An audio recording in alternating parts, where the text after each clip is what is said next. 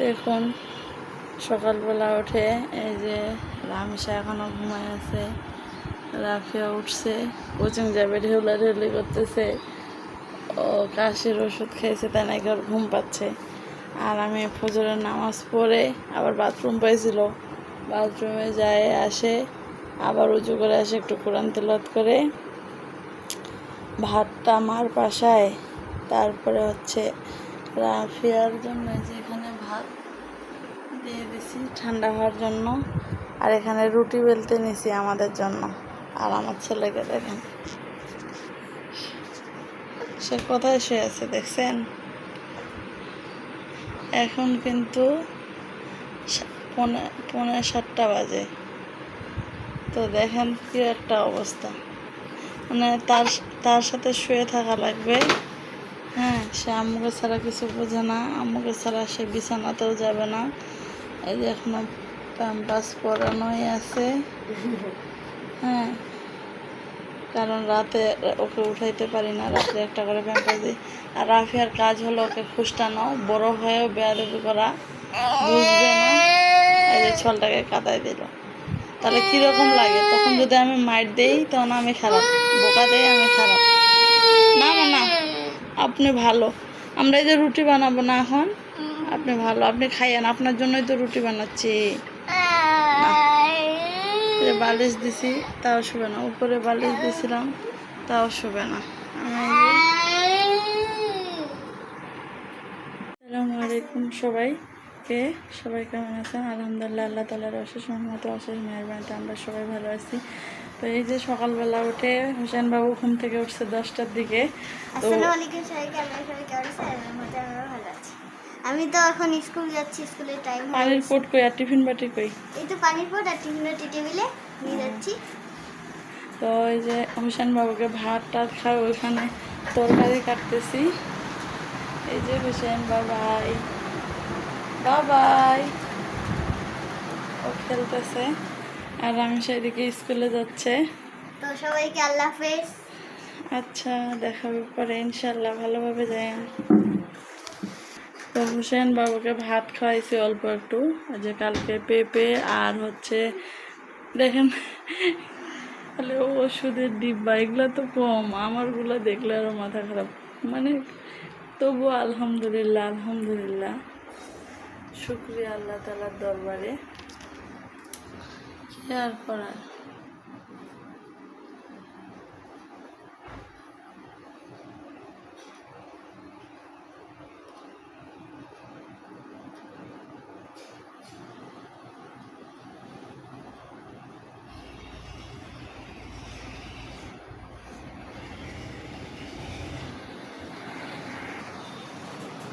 আমার শুটকিটাকে এখানে দিয়ে দিছি ইয়া করার জন্য, তারপরে এটা আমি সেঁকে নেব। তারপরে মশলা কষিয়ে বেশি করে ঝাল আর আদা রসুন পেঁয়াজ সব কিছু দিয়ে ভালো করে ভুনায় রান্না করব।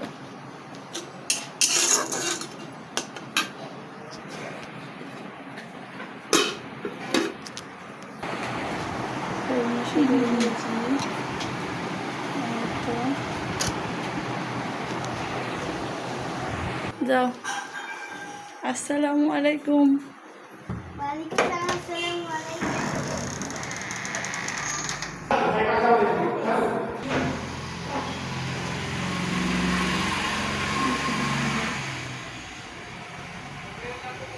এই যে মেশিনটা রেগুলা থেকে কালকে সব সরাইছে। এই যে আমাদের মিঠু পাখি,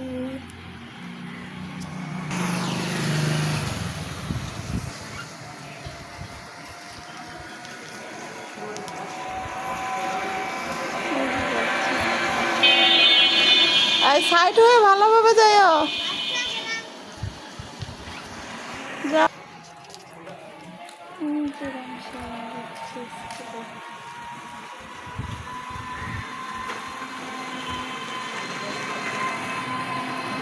দেখা যায় খুব ভয়ও লাগে, কিন্তু কি করব, বাসায় আবার হোসেন বাবুকে কে দেখবে।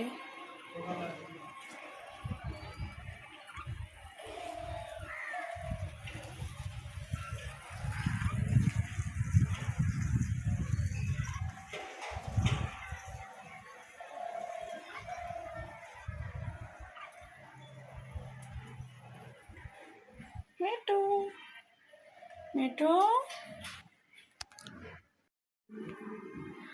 বিশ্বাস করেন বাচ্চা কাচ্চা অসুস্থ হইলে কি যে অবস্থা হয় একটা মাই জানে। রামিসারও এত পরিমাণে কফ কাশি জ্বর, আর হোসেন বাবু তো এই 1 সপ্তাহ ধরে কাশি জ্বর সর্দি নাক দিয়ে সেই পানি পড়তেছে।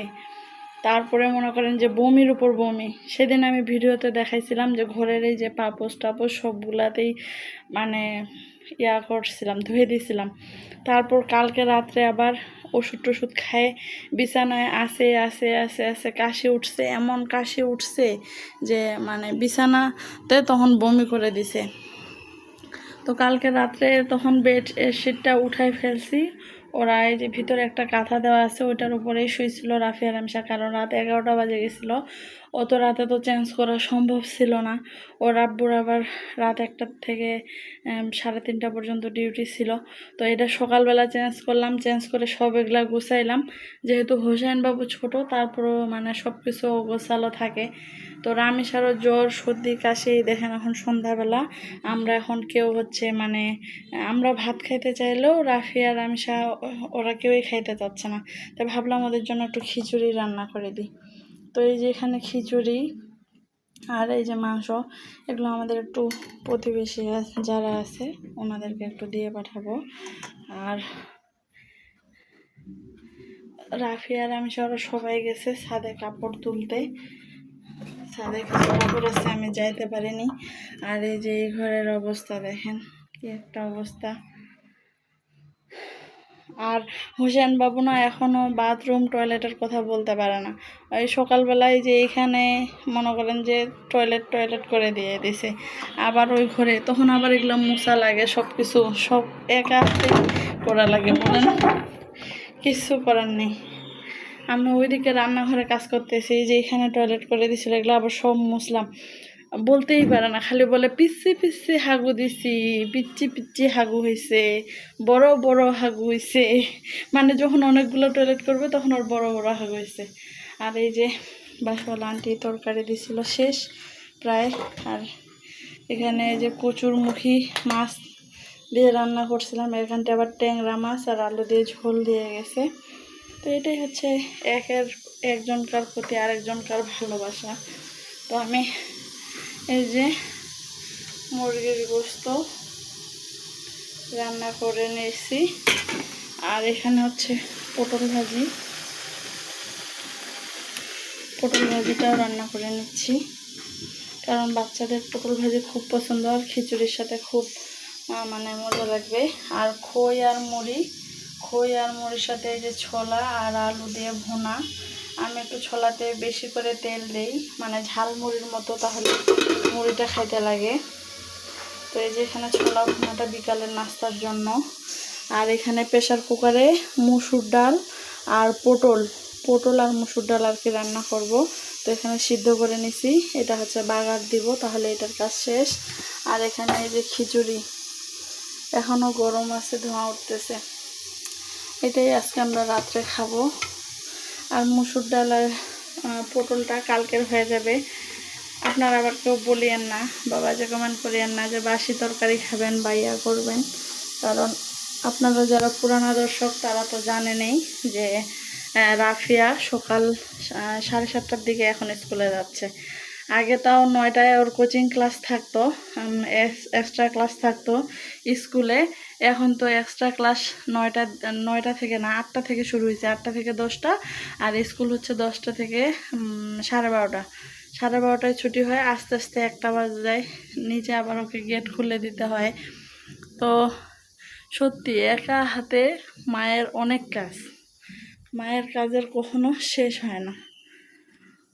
তো আপনাদেরকে অনুরোধ করব যে প্লিজ আমাদের চ্যানেলটিকে সাবস্ক্রাইব করবেন, আমাদের জন্য দোয়া রাখবেন, আমার বাচ্চাদের জন্য দোয়া রাখবেন, আমরা যাতে ওদেরকে ভালোভাবে মানুষের মতো মানুষ করতে পারি। আর অবশ্যই আমাদের চ্যানেলটিকে সাবস্ক্রাইব করবেন, ভিডিওতে একটি লাইক দিবেন, কমেন্ট করে যাবেন যে আমার হোসেন বাবুকে কেমন লাগে আপনাদের। আল্লাহ হাফেজ।